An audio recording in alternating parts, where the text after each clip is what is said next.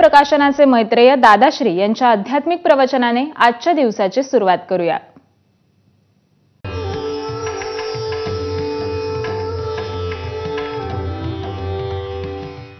नमस्ते। मैत्रीबोधच्या परिवर्तनाच्या या शाळेत आपल्या सगळ्यांचं स्वागत आहे। आपण आज एक प्रश्न घेणार आहोत। हा प्रश्न विचारलेला आहे स्नेहाजींनी। कित्येकदा तुम्हाला सगळ्यांना कधी ना कधी हा प्रश्न आला असेल, कुठे तुम्ही विचारतात, कधी आतमध्येच हा प्रश्न येत असतो सतत, की जर मी चांगलं काम करतोय आणि जर लोक माझ्याकडे पाहत आहेत वाईट नजरेने, तर त्याचा प्रभाव माझ्यावरती पडतो का?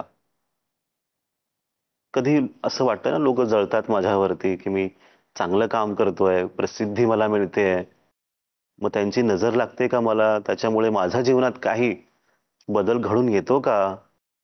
हा प्रश्न खूपदा किंवा अचानक आपल्याला कुठेतरी असा येऊन स्पर्श करून निघून जातो की अरे, त्याच्यामुळे तर वाईट झालं नाही, त्यांनी माझ्याबद्दल वाईट विचार केला म्हणून तर माझी प्रगती थांबली तर नाही।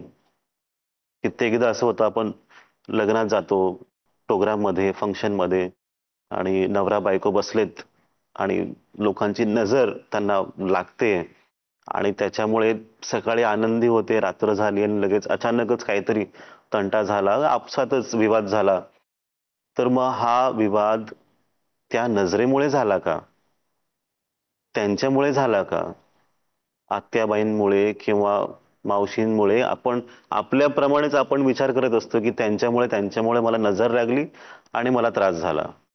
मग आता करायचं काय? मैत्रीबोध परिवार ह्या गोष्टीकडे पाहतो कसा? कोणी तुमच्याबद्दल वाईट विचार करतही असतील किंवा तुमच्याबद्दल खूप चांगलेही विचार करत असतील, मग त्याच्यामुळे तुमच्या जीवनात काही बदल होतो का? दुसऱ्यांनी विचार केल्यामुळे काही बदल होतो का? आपण ते पाहू।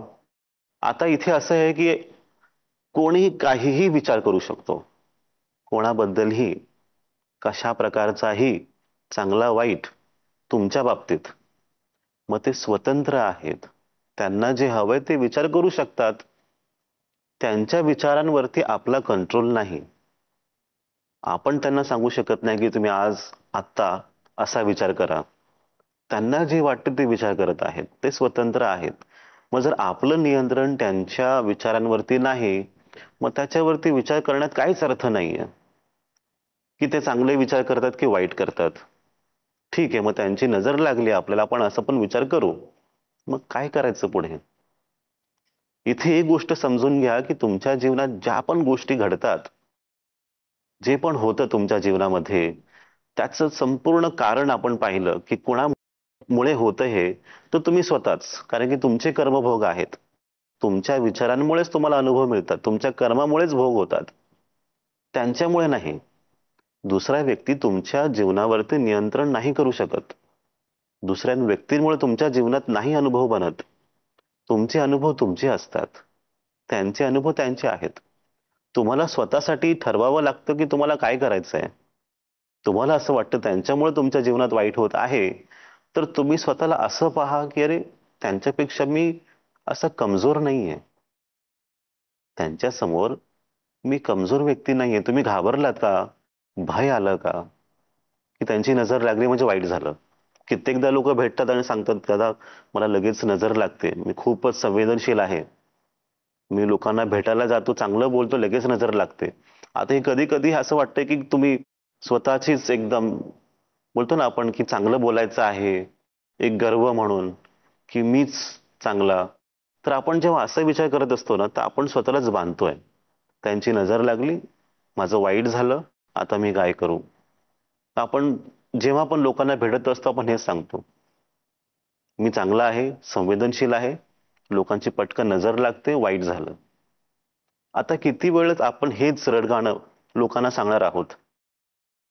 कुठेतरी तुम्हाला विचार करावा लागेल की मी त्यांच्यापेक्षा, लोकांपेक्षा मी मजबूत आहे, मी स्ट्रॉंग आहे, मी सगळ्या गोष्टी सांभाळू शकतो।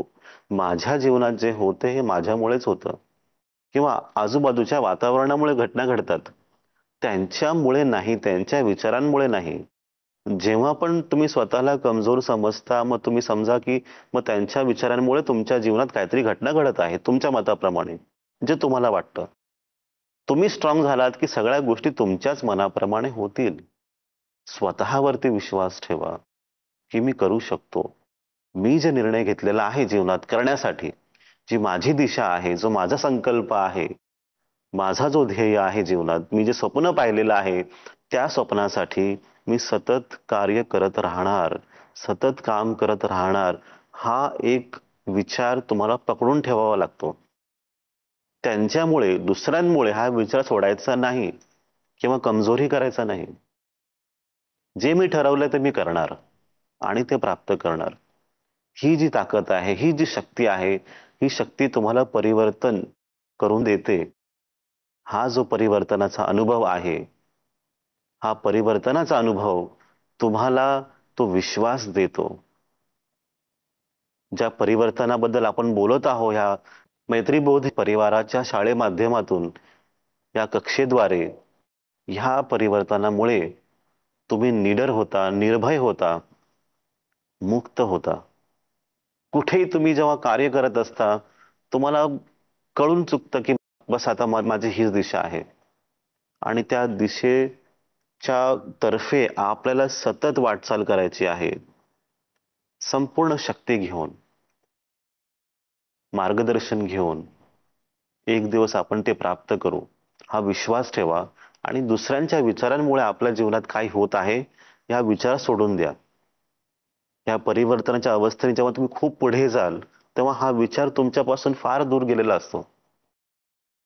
या विचारापासून तुम्ही मुक्त होऊन जाता की दुसऱ्यांची नजर लागते की नाही लागत. उगाचच तुम्हाला काळा टीका लावायची गरज नाहीये.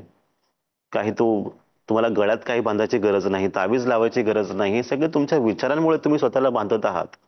स्वतःला मुक्त करून घ्या आणि जे तुम्हाला करायचे ते तुम्ही करा. मोकळे व्हा आणि आनंदाचा अनुभव करा. पुढच्या आठवड्यात आपण पुन्हा एकदा एक नवीन विचार घेऊन भेटू. आपल्या सगळ्यांचं कल्याण हो, आपल्या सगळ्यांचं मंगल हो. नमस्ते.